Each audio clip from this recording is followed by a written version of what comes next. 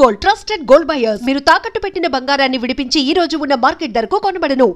మీరు ఈ సినిమా రిలీజ్కి ముందు ప్రమోషన్స్తో మాట్లాడుతూ మన తెలుగు క్రియేటివ్ పీపుల్ ఎవరైతే ఉన్నారో, డైరెక్టర్లు ఎవరైతే ఉన్నారో వాళ్ళు కాస్త వైలెన్స్ వైపు అట్రాక్ట్ అయిపోయారు, అది ఇప్పుడు నడుస్తుంది, ఆడియన్స్ చూస్తుందో వాళ్ళు కూడా అటువైపు అట్రాక్ట్ అయిపోయారు అని చెప్పి ఒక స్టేట్మెంట్ అన్నారు. మీకు గుర్తుంది? అది గుర్తుంది. ఇప్పుడు మీరు ఆ మాట అన్నారు కాబట్టి అడుగుతున్నాను. కేజీఎఫ్, పుష్ప, దేవర, సలారు ఇలాంటి సినిమాలు చూస్తున్నప్పుడు మీ మైండ్ సెట్ ఎలా ఉంటుంది? ఏం ఆలోచిస్తుంటారు? నాకు అట్లేం లేదండి, ఐ ఎంజాయ్ దెమ్. ఓకే, అంటే హింసకు ఒక అర్థం ఉండాలంట నేను అంతే. ఇప్పుడు హింసాత్మకమైంది అయితే అదేం తప్పు కాదు. మనం అన్నట్టు యుద్ధం లేనిది భారతం లేదు, మహాభారతం. యుద్ధం లేనిది రామాయణం లేదు. హింస రెండు చోట్ల ఉంది. కానీ ఆ హింసకి కారణం ఎంచుకొని అసలైంది అయితే చాలా బాగుంటుంది. మైండ్లెస్ వైలెన్స్ వల్ల ఏంటంటే డబ్బులు రావచ్చు కానీ మనసుల్లో స్థానం ఉండదు అనేది నేను నమ్ముతా.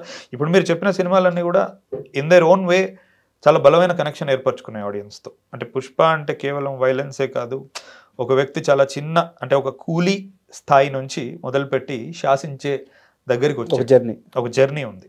అందులో హింస ఒక భాగం. ఇప్పుడు కేజీఎఫ్ కూడా సేమ్ అదే, అంటే అదే టెంప్లెట్. మళ్ళీ అంటే అసలు ఏమీ ఉండదు, అన్నం కూడా ఉండదు తినడానికి. ఆ వ్యక్తి ప్రపంచంలో ఉన్న బంగారం అంతా తన దగ్గర ఉంటుంది. సో ఎక్కడో ఇప్పుడు నువ్వు ఎదుగుతున్నావంటే నేను ఆపడానికి 100 శక్తులు ఉంటాయి. ఆ 100 శక్తులు హింస వాడినప్పుడు హీరో హింస వాడడంలో తప్పలేదు. నేను అందుకే ఏమంటున్నా అంటే హింసని ఒక పర్ఫెక్ట్ రీజన్ పెట్టండి, అప్పుడు నిజంగా బాగుంటుంది. ఈ మూవీస్ ఇప్పుడు మీరు చెప్పినవి కోవలో అన్నీ అలా పెట్టి ఈరోజు మనం మాట్లాడుకునేలా చేస్తున్నాయి. బట్ మనం ఓన్లీ అలా పెట్టిన వాటి గురించి మాట్లాడుతున్నాం. అలా అర్థం చేసుకోకుండా పెట్టని కొన్ని 100 సినిమాలు ఉన్నాయి. దాని గురించి ఆడియన్స్ విసిగి వేసారిపోయారు ఏవైతే అలా పెట్టవు. అండ్ మీకు సంబంధం లేని కొన్ని క్వశ్చన్స్ కూడా అడుగుతాను. ఎందుకంటే మీతో ఈ ఇంటర్వ్యూ నేను ఏదో ఒక టైం పీరియడ్ పెట్టుకొని ఇంతలో క్లోజ్ చేయాలి ఇలా ప్లాన్ చేసుకోలేదు. ఇప్పుడు నాకు అలా ఏం లేదు, లెటింగ్ యు నో. ఇప్పుడు మీరు మను సినిమా తీసేటప్పుడు బ్రహ్మానందం గారితో కానీ వాళ్ళ అబ్బాయితో కానీ ఒక ట్రావెల్ అయితే ఏర్పడి ఉంటుంది అనమాట. సో నేను వాటి గురించి ప్రస్తావించట్లేదు. బట్ ఆ ట్రావెల్లో మీరు బ్రహ్మానందం గారిని చూస్తుంటారు. మనకి తెలుగు సినిమాల్లో బ్రహ్మానందం గారు, చిరంజీవి గారు ఇలా కొంతమందిని, చిరంజీవి అంటే మాస్, డ్యాన్సులు చేసేయాలి, ఫైట్లు చేసేయాలి. బ్రహ్మానందం అంటే కామెడీ, ఆయన చేత కామెడీయే చేయించాలి. సూర్యకాంతం గారు అంటే సూర్యకాంతం గారు 300 సినిమాల్లో అత్తగా చేశారంట. ఓన్లీ అత్తగానే. ఒక క్యారెక్టర్లో ఒక యాక్టరు ఒక సినిమాలో చేసి మెప్పించడం కష్టమైతే ఆమె 300 క్యారెక్టర్లో ఒకే రోల్ చేశారు. బట్ ఆమె అన్నింటిలో సక్సెస్ అయ్యారు.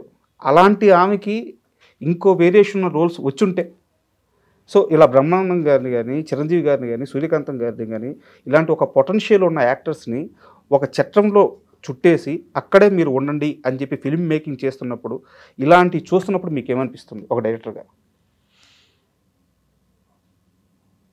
డైరెక్టర్గా నాకేమనిపిస్తుంది అనేది నాకు కూడా తెలియదు. బట్ ప్రేక్షకుడిగా నేను చెప్తాను. అంటే ఒకసారి ఎప్పుడో రజనీకాంత్ గారు అన్నారు, నాకు కమల్ని చూస్తే చాలా జెలసీగా అనిపిస్తుంది. ఎందుకంటే అతని మాటల్లో, ఎందుకంటే అతను నేను ఇరికినట్టు చట్రంలో విరకలేదు. ఈరోజు నేనేంటంటే నేనేం చేయాలి, నేనేం చేయొద్దు అనేది ఎక్కువగా నా ఫ్యాన్స్ని ఉన్న ప్రేక్షకుల్ని ఆలోచించాల్సి వస్తుంది. నాకు వాళ్ళంత స్టేటస్ కట్టబెట్టారు. కానీ కమల్ అలా కాదు, మొదటి నుంచే చెప్పేస్తూ ఉన్నాడు వాళ్ళకి. అంటే ఒక గొప్ప హిట్ వచ్చిన వెంటనే ఇంకేదో తీస్తాడు, ఇరకడు అందులో. సో నాకు అది బాధగా ఉంటుంది. ఏం చేయలేని పరిస్థితి ఇది. ఎన్నో చేయాలని ఉంటుంది, చేయలేని పరిస్థితి. ఎందుకంటే ఇంతమంది డబ్బు, ఇంతమంది అభిమానం ఇంత ఇన్వాల్వ్ అయినప్పుడు అని. అండ్ ఇంకోటి, నేను అల్లు అర్జున్ గారితో, మను తర్వాత నన్ను అల్లు అర్జున్ గారు పిలిచారు. టీజర్ చూసి తనకు బాగా నచ్చి మాట్లాడదాము ఒకసారి అంటే నేను గీతా ఆర్ట్స్ ఆఫీస్కి వెళ్ళాను.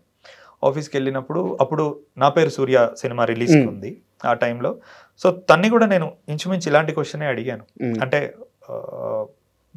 మీకు చాలా గ్రాఫ్ ఉంటుంది అండి, యాజ్ ఎ డైరెక్టర్ నేను ఫ్యూచర్లో డైరెక్టర్ అవుదాం అనుకుంటున్నాను కాబట్టి నేను ఆ నటుల్లో అది చూసినప్పుడు మీకు ఒక గ్రాఫ్ ఉంటుంది, extreme graph.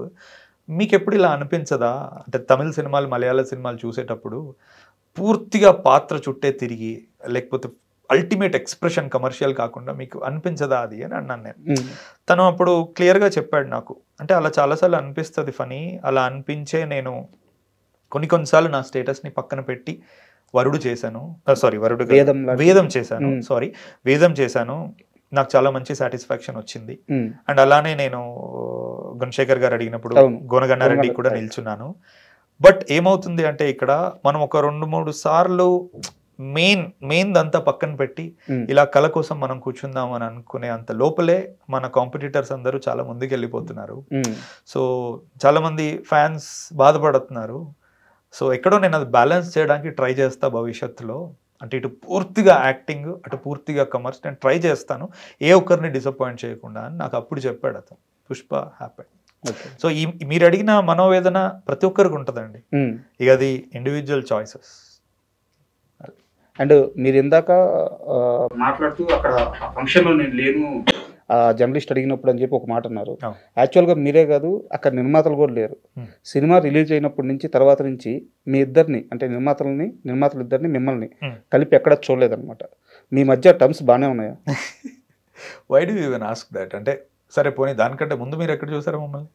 Pre release event పక్కన పెడితే అంతే release ఆ, మరి అవును. దాన్ని వాళ్ళు ఎంత పెద్ద ప్రొడ్యూసర్లు అంటే Hmm. మామూలుగానే వాళ్ళకి ఎక్కడ కనపడరు. ఓకే. నేను ప్రీ రిలీజ్ ఈవెంట్లో కూడా నేను అదే చెప్పా. అంటే తర్వాత నాతో ఎక్కడ వాళ్ళు కనపడలేదంటే నా ప్రశ్న, ముందు ఎక్కడ కనపడ్డారు మీకు? Hmm. ఎక్కడా లేరు వాళ్ళు మామూలుగా. అంటే నాకు ఇదంతా జరిగాక నేను ఇంటికి వెళ్ళాక నాకు రవి గారు ఫోన్ చేశారు. తను సినిమా గురించి ఏమీ మాట్లాడలే. Hmm. నీకు బాగాలేదని విన్నాను, ఎలా ఉంది ఇప్పుడు, ఏమైంది అని, ఇంతే ఓకే. చెప్పాను. జాగ్రత్త అని ఫోన్ పెట్టేశాడు, ఇంతే.